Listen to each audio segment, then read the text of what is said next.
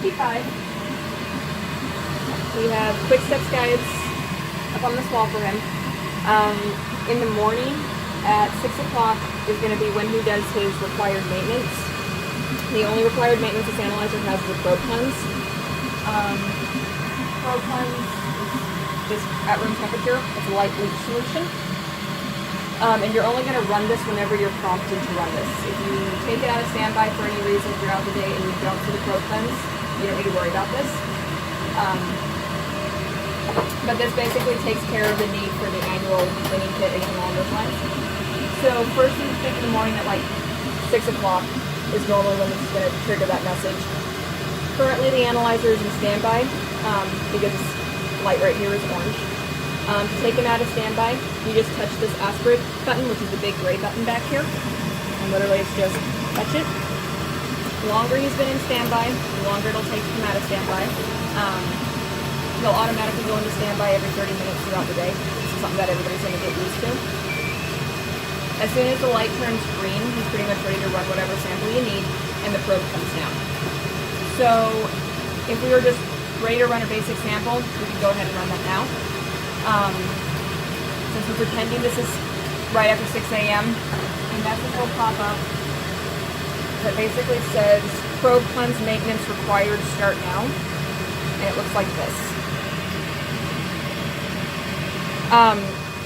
You have the option to say yes or no on the initial page. Just hit yes. It takes 2 minutes. Not difficult. You'll get the message that says, present the probe cleanser to the sample probe and press the aspirate key, in which case you literally just unscrew your probe cleanse. And you'll put it up with the needle all the way to the bottom of the bottle, touch the aspirate key, and hold this there until you hear it beep 2 times. Once it beeps twice, the probe actually goes up into the analyzer. You can take this away, and you're good to go. It'll give you a 2-minute countdown.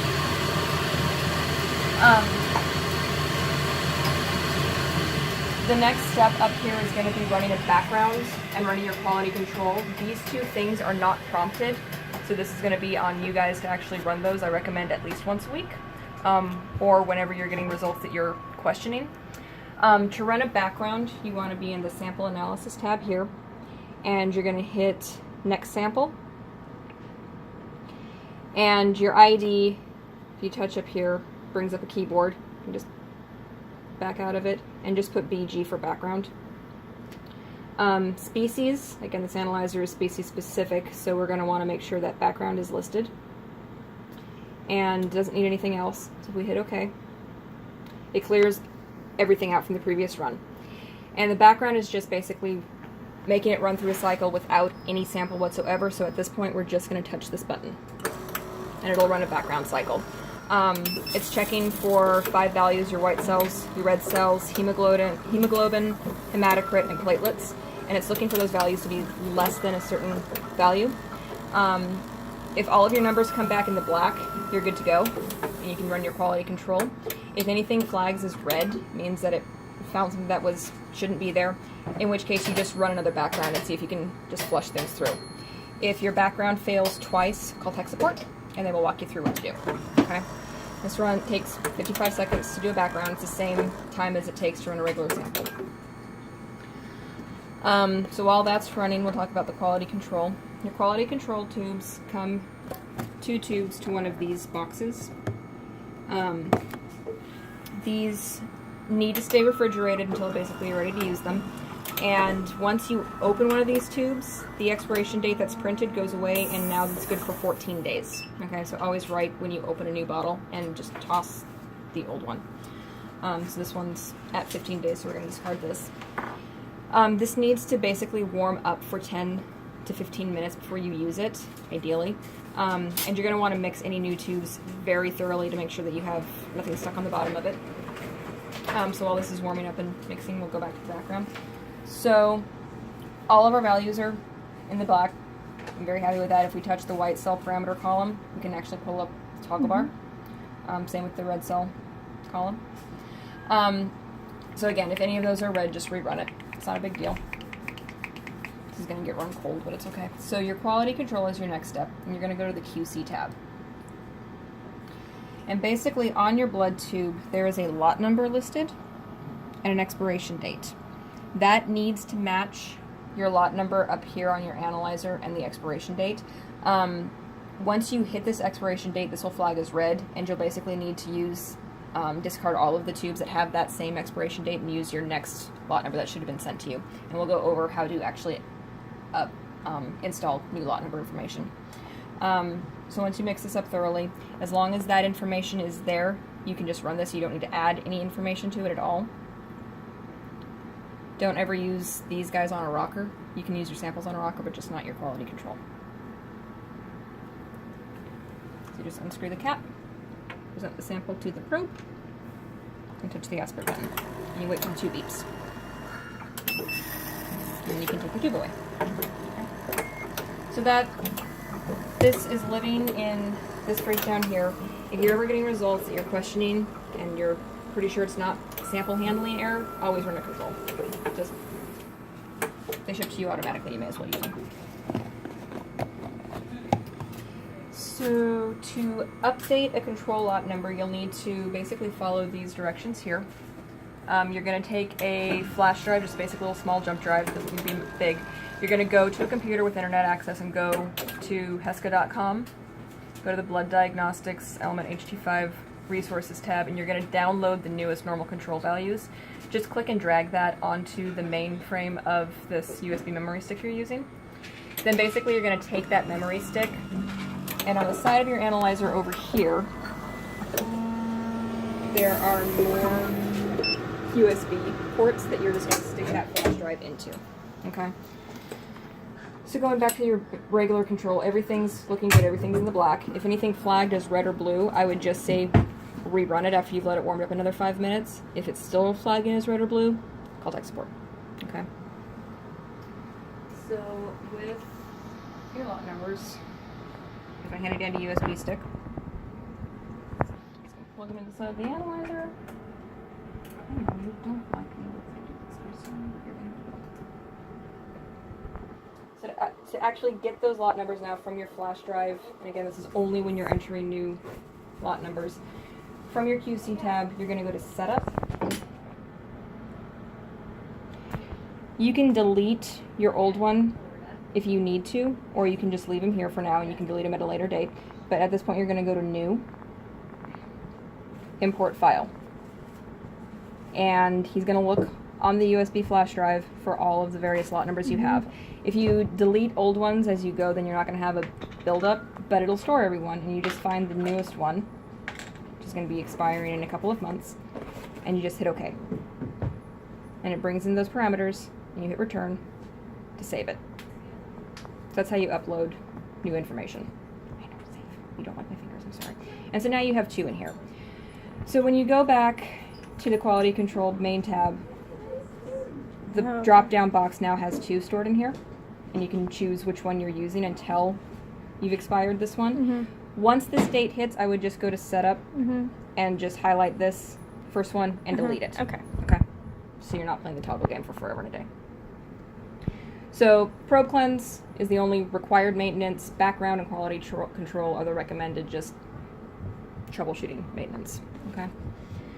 To actually run a patient sample, you would go to Next Sample, and you're going to put your sample ID, which is your client or your patient ID number, or whatever the VA is telling you what your requisition number I think you guys are doing. Yeah. Okay. So your requisition number will be, I'll just do zeros, blah, blah, blah, blah, blah. And species is really important. Do not forget your species. If you run it incorrectly, you get to rerun it again correctly. And then you just basically hit OK. That's all the information we need. That's all the information you need. You can enter more in here if you want, like a patient, like a patient name, but it's not necessarily needed. The only thing I would say is that if you want to do an actual, like the name of the patient, put it in patient ID and not under patient, because that'll be just another kind of internal way for you to actually just be able to check it easier. Then you just hit OK. And it's going to clear out your background or whatever you ran last, and your sample ID is now going to be up here, and you're just going to verify that your species is here. If you need to change anything because you realize your sample ID was incorrect, just touch this button, and it'll pull that screen back up. Okay. So once you're at this point, you'll take your purple top tube. You will check it with the wooden applicator sticks for any clots by just swirling one of those in your sample and pulling it up, making sure you have no giant clots on it, no little itty bitty black points, which are microclots, and no fibrin strings. If you have any of those, redraw your blood. Make your lives easier on yourselves. And then after it's mixed thoroughly, you're just going to present it to the probe, push the aspirate key, run it like you did the quality control, basically. Okay. That's it. Great. And it prints. Automatically. Automatically. Okay. Yep. So if you need to resend results because you had a communication error or whatever with your computer, you're going to go to Table Review, which is this button. And it automatically highlights the last thing that was run, but you can unhighlight what you don't want. You can highlight as many as you need to send over. Mm-hmm. And then you're going to hit this COM button. Mm-hmm. It's going to pop up with selected or all. Select is already going to be pre-selected for you. Always leave that alone. Mm-hmm. If you touch all, it will send everything it's run. And as you get up to 1,000, It's going to take a long time. it's going to take a long time, and it's going to print a whole lot of things. And then you just hit OK, and it'll send over whatever you did. Okay. It'll send it to the computer and also print it? Yep, because Okay. it sends it to the software program, which is set to automatically print. Okay. Okay.